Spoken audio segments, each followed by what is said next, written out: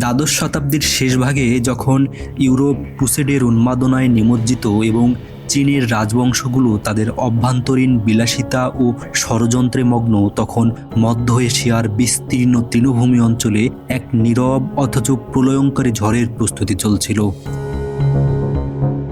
এই অঞ্চলটি আধুনিক মঙ্গোলিয়া থেকে শুরু করে কাস্পিয়ান সাগর পর্যন্ত বিস্তৃত ছিল। ভৌগোলিক ও আবহাওয়াগত দিক থেকে এটি ছিল পৃথিবীর অন্যতম কঠোর বাসস্থান।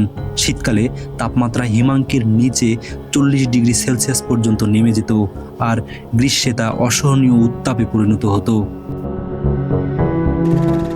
এই রুক্ষ পরিবেশে বেঁচে থাকার জন্য প্রয়োজন ছিল অসামান্য শারীরিক সক্ষমতা, মানসিক দৃঢ়তা ও প্রকৃতির সাথে নিরন্তর সংগ্রামের মানসিকতা। তৎকালীন মঙ্গোলিয়া কোনো একক রাষ্ট্র বা সাম্রাজ্যের অংশ ছিল না। এটি ছিল শত শত যাযাবর উপজাতি ও গোত্রের এক বিশৃঙ্খল সমষ্টি। এই গোত্রগুলোর মধ্যে কোনো একক মৈত্রী ছিল না, বরং তারা সর্বদা একে অপরের সাথে রক্তক্ষয়ী সংঘর্ষে লিপ্ত থাকত। পশু চারণভূমি দখল, গবাদি পশু চুরি এবং নারী অপহরণ ছিল তাদের নিত্যনৈমিত্তিক জীবনের অংশ। সমাজ ব্যবস্থা ছিল সম্পূর্ণ বংশভিত্তিক এবং পিতৃতান্ত্রিক, যেখানে আনুগত্য শব্দটি কেবল নিজের রক্ত সম্পর্কীয় পরিবারের মধ্যেই সীমাবদ্ধ ছিল।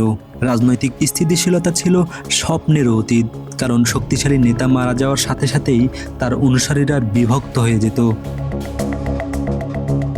এই বিশৃঙ্খলার পিছনে কলকাঠিনাত্য দক্ষিণের শক্তিশালী জিন রাজবংশ। চীন তখন দুটি প্রধান ভাগে বিভক্ত ছিল, উত্তরে জিন রাজবংশ এবং দক্ষিণে সাং রাজবংশ। জিন শাসকরা উত্তরের যাযাবরদের ভয় পেত, তাই তারা বর্বরদের বিরুদ্ধে বর্বর নীতি অনুসরণ করত। তারা তাতার উপজাতিকে অস্ত্র এবং অর্থ দিয়ে সাহায্য করত, যাতে তারা মঙ্গল এবং অন্যান্য গোত্রকে দুর্বল রাখে। এই রাজনৈতিক শূন্যতা এবং নিরন্তর যুদ্ধের মধ্যেই 1162 খ্রিস্টাব্দে অনন নদীর তীরে জন্ম নেন তেমুজিন, যিনি পরবর্তীকালে চেঙ্গিস খান নামে বিশ্ব কাঁপানো শাসকে পরিণত হন। চেঙ্গিস খানের জীবন ও কর্ম কেবল একজন ব্যক্তির বিজয়ের ইতিহাস নয়, এটি মানব ইতিহাসের অন্যতম বৃহত্তম আর্থসামাজিক বিপ্লবের দলিল। তিনি কিভাবে এক বিচ্ছিন্ন, নিরক্ষর এবং প্রায় নিশ্চিহ্ন হয়ে যাওয়া গোত্রের সন্তান থেকে বিশ্বের বৃহত্তম অবিচ্ছিন্ন সাম্রাজ্যের প্রতিষ্ঠাতা হলেন, তা বুঝতে হলে আমাদের ইতিহাসের গভীরে প্রবেশ করতে হবে। একই সাথে তিনি কি শুধু একজন রক্তপিপাসু দানব ছিলেন, নাকি তার নিষ্ঠুরতার পেছনে ছিল কোনো সুচিন্তিত রাজনৈতিক দর্শন? এই ভিডিওতে আমরা সেই সব প্রশ্নের উত্তর খোঁজার চেষ্টা করব, ঐতিহাসিক দলিল, প্রত্নতাত্ত্বিক প্রমাণ এবং আধুনিক গবেষণার আলোকে। কিংবদন্তি অনুসারে তেমুজিনের জন্মের সময় তিনি তার ডান হাতের মুঠোয় একটি জমাট বাঁধা রক্তের দলা ধরে রেখেছিলেন। মঙ্গোলীয় সামনিস্টিক বা সর্বপ্রাণবাদী বিশ্বাস অনুযায়ী এটি ছিল এক মহান যোদ্ধা বা শাসকের আগমনের ঐশ্বরিক ইঙ্গিত। তার পিতা ইয়েসুগুই ছিলেন বোরজেগিন গোত্রের প্রধান খান। তিনি ছিলেন সাহসী যোদ্ধা, কিন্তু তার ক্ষমতা ছিল সীমিত। তেমুজিন নামটি রাখা হয়েছিল ইয়েসুগুয়ের হাত থেকে পরাজিত এক তাতার দলপতির নাম অনুসারে, যা মঙ্গোলীয় সংস্কৃতিতে বিজয়ের প্রতীক হিসাবে গণ্য করা হতো। তেমুজিনের বয়স যখন মাত্র 9 বছর, তখন তার জীবনের প্রথম বিপর্যয় নেমে আসে। ইয়েসুগুই তেমুজিনকে তার হবু শ্বশুরবাড়িতে রেখে ফেরার পথে তাতারদের দ্বারা বিষ প্রয়োগে নিহত হন। এই মৃত্যু ছিল মঙ্গল রাজনীতির নিষ্ঠুরতার প্রথম পাঠ। ইয়েসুগুয়ের মৃত্যুর পর তার গোত্রের লোকেরা, যাদের তিনি বছরের পর বছর নেতৃত্ব দিয়েছিলেন, তার বিধবা স্ত্রী হোয়েলুন ও তার ছোট সন্তানকে পরিত্যাগ করার সিদ্ধান্ত নেয়। তাদের যুক্তি ছিল, গভীর জল শুকিয়ে গেছে, উজ্জ্বল পাথর ভেঙে গেছে। একজন বিধবা নারী ও এতিম শিশুদের ভরণ পোষণ করাকে তারা অপ্রয়োজনীয় বোঝা মনে করেছিল। হোয়েলুন এবং তার সন্তানদের গোত্র থেকে বিতাড়িত করে এক নির্জন প্রান্তরে ফেলে রাখা হয়, যা ছিল এক প্রকার মৃত্যুদণ্ড। কিন্তু হার না মানা হোয়েলুন বন্য ফলমূল আর ছোট ইঁদুর শিকার করে সন্তানদের বাঁচিয়ে রাখেন। এই চরম দারিদ্রতা তেমুজিনকে শিখিয়েছিল, এই রুক্ষ পরিবেশে টিকে থাকতে হলে দয়া নয়, বরং হতে হবে নির্মম ও স্বাবলম্বী।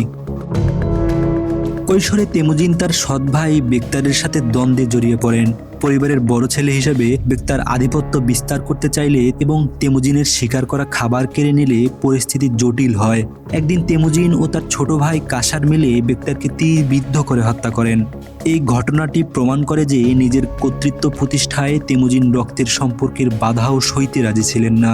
এটি কেবল জেদ ছিল না, বরং ছিল তার ক্ষমতা দখলের প্রথম পদক্ষেপ। যৌবনে পদার্পণের পর তেমুজিন তার বাল্য বিয়ে ঠিক করা স্ত্রী বোট থেকে ঘরে তুলে আনেন, কিন্তু তাদের সুখ দীর্ঘস্থায়ী হয়নি। মেরকিত উপজাতি, যাদের কাছ থেকে ইয়েসুগো একসময় হোয়েলুনকে অপহরণ করেছিলেন, তারা প্রতিশোধ নিতে তেমুজিনের শিবিরে হামলা চালায়।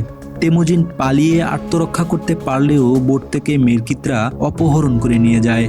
তিনি বোট থেকে উদ্ধার করার জন্য তার পিতার পুরনো মিত্র কেরাইত গোত্রের নেতা তুঘরুল খান এবং তার বাল্যবন্ধু জামুকার সাহায্য প্রার্থনা করেন। তুঘরুল এবং জামুকা তেমুজিনের আহ্বানে সাড়া দেন। তিনটি বাহিনী একত্রিত হয়ে মেরকিতদের উপর হামলা চালায় এবং তাদের শোচনীয়ভাবে পরাজিত করে বোট থেকে উদ্ধার করে। এই বিজয় তেমুজিনকে প্রথমবারের মতো একজন সক্ষম সামরিক নেতা হিসেবে পরিচিতি দেয় এবং তার চারপাশে অনুগত যোদ্ধাদের একটি দল তৈরি হতে শুরু করে। তেমুজিন এবং তার বাল্যবন্ধু জামুকা 3 বার রক্তের শপথ নিয়ে ভাই হয়েছিলেন, কিন্তু তাদের পথ ছিল আলাদা। জামুকা বিশ্বাস করতেন নেতৃত্ব কেবল উচ্চ বংশীয়দের অধিকার। অন্যদিকে তেমুজিন গুরুত্ব দিতেন যোগ্যতাকে। সাধারণ চারণিক বা দাসরাও তার অধীনে সেনাপতি হতে পারত।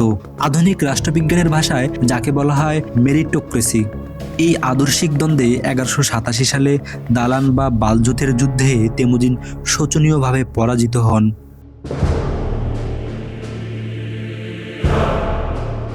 জামুকা বিজয়ী হয়ে তেমুজিনের 70 জন সেনাপতিকে জীবন্ত সেদ্ধ করে মারেন। এই নৃশংসতা সাধারণ মানুষের মনে জামুকার প্রতি ঘৃণা এবং তেমুজিনের প্রতি সহমর্মিতা তৈরি করে। 1203 সালে নিজের পৃষ্ঠপোষক তুঘরুল খানের বিশ্বাসঘাতকতায় তেমুজিন চরম বিপদে পড়েন।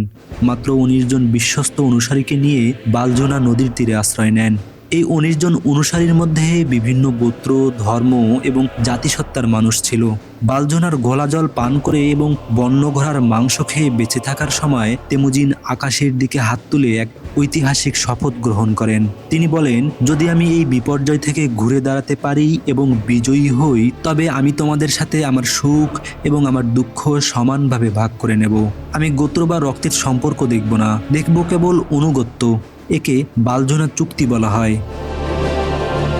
এটি মঙ্গোলিয়াকে আধুনিক জাতি হিসাবে গড়ে তোলার প্রথম ধাপ। বালজোনা থেকে ফিরে তেমুজিন আরও শক্তিশালী হয়ে ওঠেন। 1204 সালে চাকির মাউতের যুদ্ধে তিনি জামুকার বাহিনীকে চূড়ান্তভাবে পরাজিত করেন। ধরা পড়ার পর জামুকা বলেন, আকাশে যেমন 2 সূর্য থাকতে পারে না, তেমনি পৃথিবীতে 2 খান থাকতে পারে না। তেমুজিন সম্মান জানিয়ে তাকে রক্তপাতহীন মৃত্যু উপহার দেন। 1206 সালে অনন নদীর তীরে এক মহাসমাবেশে সকল গোত্র তেমুজিনকে তাদের একমাত্র নেতা হিসেবে মেনে নেয়। তাকে উপাধি দেওয়া হয় চেঙ্গিস খান, যার অর্থ পৃথিবীর অধিপতি। চেঙ্গিস খান কেবল যাযাবরদের এক করেননি, বরং তাদের রূপান্তর করেছিলেন বিশ্বের সবচেয়ে সুশৃঙ্খল এক সামরিক বাহিনীতে। গতি এবং নিখুঁত পরিকল্পনা ছিল এই বাহিনীর মূল শক্তি। মঙ্গল বাহিনী ছিল পুরোপুরি অশ্বারোহী। প্রতিটি যোদ্ধার সাথে 3 থেকে 5টি ঘোড়া থাকত। এর ফলে তারা ক্লান্ত ঘোড়া বদলে দিনে প্রায় 70 থেকে 100 মাইল পথ পাড়ি দিতে পারত, যা তৎকালীন যুগে ছিল অকল্পনীয়। তাদের প্রধান অস্ত্র ছিল কম্পোজিট বো বা মিশ্র ধনুক। কাঠ, শিং এবং প্রাণীর পেশি দিয়ে তৈরি এই ধনুক ছিল ছোট কিন্তু অত্যন্ত শক্তিশালী। মঙ্গল যোদ্ধারা ঘোড়ায় চড়ে পূর্ণ গতিতে ছোটার সময়ও 300 থেকে 400 মিটার দূর থেকে নিখুঁতভাবে লক্ষ্যভেদ করতে পারত। মঙ্গলদের সবচেয়ে কার্যকর কৌশল ছিল ফেইন্ড রিট্রিট বা মিথ্যা পিছু হটা। যুদ্ধের ময়দান থেকে তারা যখন হঠাৎ পালানোর ভান করত, শত্রুরা তখন তাদের ধাওয়া করতে গিয়ে নিজেদের প্রতিরক্ষা ব্যূহ ভেঙে ফেলত। মঙ্গলরা তখন হঠাৎ ঘুরে দাঁড়িয়ে চারদিক থেকে তাদের ঘিরে ফেলত। মঙ্গোলিয়া একীভূত করার পর চেঙ্গিস খান নজর দেন দক্ষিণের সমৃদ্ধ সভ্যতার দিকে। তার প্রথম লক্ষ্য ছিল চীনের শক্তিশালী রাজবংশ। 1209 সালে চেঙ্গিস খান পশ্চিম জি আক্রমণ করেন। যাযাবর মঙ্গলদের জন্য বড় বড় দুর্গ বা শহর অবরোধ করার অভিজ্ঞতা ছিল এটিই প্রথম। শুরুতে তারা বাধার মুখে পড়লেও দমে যাননি।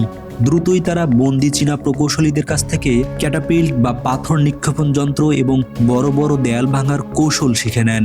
শেষ পর্যন্ত জিয়া সম্রাট মঙ্গলদের কাছে মাথা নত করতে বাধ্য হয়।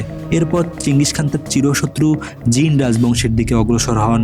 জিনদের সেনাবাহিনী ছিল বিশাল, প্রায় 5 লক্ষের এক বিশাল বাহিনী, কিন্তু তাদের ভেতরে ছিল চরম বিশৃঙ্খলা আর নেতৃত্বের অভাব। 1211 সালে বেইজিংয়ের কাছে বন্য শিয়ালের গিরিপথে এক রক্তক্ষয়ী যুদ্ধ অনুষ্ঠিত হয়। জিন সেনাপতিরা ভেবেছিলেন পাহাড়ি এলাকায় মঙ্গল অশ্বারোহীরা সুবিধা করতে পারবে না, কিন্তু চেঙ্গিস খানের রণকৌশল ছিল ভিন্ন। তিনি সম্মুখভাগে আক্রমণ চালিয়ে শত্রুদের ব্যস্ত রাখেন, আর তার 2 সেরা সেনাপতি জেব এবং সুক্তাই দুর্গম পাহাড় ঘুরে পেছন থেকে আতর্কিত হামলা চালান। বিশাল জিন বাহিনী চারিদিক থেকে ঘেরাও হয়ে সম্পূর্ণ ধ্বংস হয়ে যায়। বলা হয় এই যুদ্ধে কয়েক লাখ সৈন্য নিহত হয়েছিল এবং পরবর্তী কয়েক দশক এই এলাকা মানুষের হারে ঢাকা ছিল। 1215 সালে মঙ্গলরা জিনদের রাজধানী ঝেংদু দখল করে নেন। এই বিজয় উত্তর চীনে মঙ্গল আধিপত্য নিশ্চিত করে। চেঙ্গিস খানের পশ্চিম বিজয়ের কাহিনী কোনো পরিকল্পিত যুদ্ধ ছিল না, বরং এটি এক ভয়াবহ প্রতিশোধের গল্প। বর্তমান ইরান, আফগানিস্তান ও উজবেকিস্তান নিয়ে গঠিত তৎকালীন শক্তিশালী খোয়ারিজমীয় সাম্রাজ্য মঙ্গলদের রোশানলে পরে ছাই হয়ে গিয়েছিল। চেঙ্গিস খান শুরুতে খোয়ারিজমীয় শাহ আলাউদ্দিন মোহাম্মদের সাথে বাণিজ্য সম্পর্ক স্থাপন করতে চেয়েছিলেন। তিনি 450 জন ব্যবসায়ীর একটি দল পাঠান, কিন্তু ওত্রা শহরের গভর্নর ইনালচুক তাদের গুপ্তচর সাব্যস্ত করে হত্যা করেন এবং মালামাল লুট করেন। চেঙ্গিস খান এর বিচার চেয়ে দূত পাঠালে শাহ মোহাম্মদ মঙ্গল দূতের দাড়ি পরিয়ে দেন এবং প্রধান দূতের শিরচ্ছেদ করেন। এই অপমান চেঙ্গিস খানকে এতটাই ক্ষুব্ধ করে যে তিনি চীন অভিযান থামিয়ে সসৈন্যে পশ্চিমের দিকে অগ্রসর হন। খোয়ারিজম অভিযানে চেঙ্গিস খান তার শ্রেষ্ঠ সামরিক বুদ্ধিমত্তার পরিচয় দেন। শাহের 4 লক্ষ সৈন্য থাকা সত্ত্বেও তিনি বাহিনীকে শহরের ভেতরে ভাগ করে রেখেছিলেন। চেঙ্গিস খান এই সুযোগ নেন। তিনি তার বাহিনীকে 4 ভাগে ভাগ করেন এবং অবিশ্বাস্য অভিযানে কিজিলকুম মরুভূমি পাড়ি দিয়ে সরাসরি সাম্রাজ্যের কেন্দ্র বুখারায় হাজির হন। 1220 সালে বুখারার পতন ঘটে। শহরের মসজিদে দাঁড়িয়ে চেঙ্গিস খান ঘোষণা করেন, আমি ঈশ্বরের শাস্তি, তোমরা মহাপাপ করেছিলে বলেই ঈশ্বর আমাকে পাঠিয়েছেন। বুখারার পর মঙ্গলরা রাজধানী সমরকন্দ দখল করে নেন।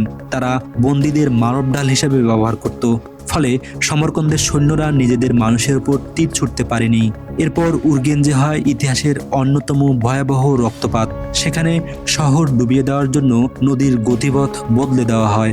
আধুনিক ঐতিহাসিকদের মতে এই ধ্বংসযজ্ঞ ছিল পুরো মধ্য এশিয়ার এক অপূরণীয় ক্ষতি। মঙ্গলদের নিষ্ঠুরতার চরমে পৌঁছায় খোরাসানে।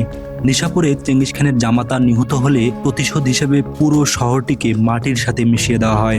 এমনকি কুকুর বিড়ালকেও রেহাই দেওয়া হয়নি। কাটা মাথা দিয়ে তৈরি করা হয়েছিল মানুষের হাড়ের পিরামিড। এই ব্যাপক গণহত্যা ছিল একটি মনস্তাত্ত্বিক অস্ত্র।